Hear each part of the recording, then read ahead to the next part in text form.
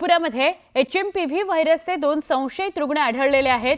2 लहान मुलांचा HMPV taste करण्यात आल्या होत्या आणि तो रिपोर्ट अजून प्रलंबित आहे। जिल्हाधिकारी डॉक्टर विपिन इटनकर यांनी रुग्ण संशयित असल्याची माहिती दिलेली आहे। 3 जानेवारीला या दोघांना खासगी रुग्णालयात दाखल करण्यात आलं होतं। या दोन्ही मुलांना खोकला आणि ताप होता।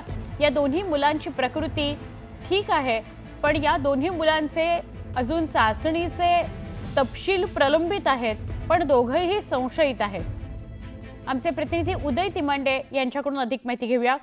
उदय, काल बंगळुरूमध्ये 2 रुग्ण, आज नागपुरामध्ये संशयित रुग्ण, काय अधिक माहिती?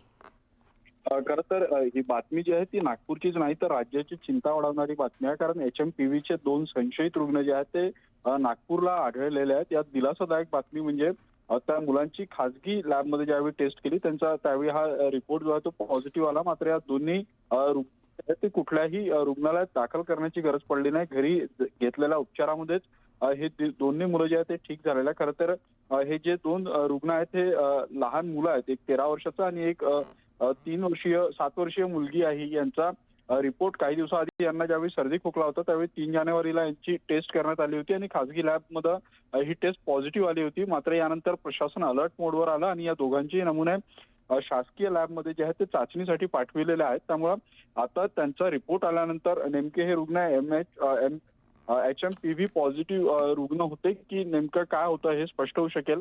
मात्र आता ह्या दोन्ही रुग्णांची तब्येत जी आहे ती ठणठणीत आहेत आणि ते बरे झालेले आहेत। मात्र या रुग्णांनंतर जे आहे ते आता नागपूरचं आरोग्य यंत्रणा जी आहे ती अलर्टवर आलेली आहे आणि जे काही संशयित रुग्ण असेल त्यांची चाचणी करण्याचे आदेश जे आहेत ते नागपूरचे जिल्हाधिकारी विपिन इटनकर यांनी प्रशासनाला दिलेले आहेत। नक्की, धन्यवाद माहिती दिल्याबद्दल उदय।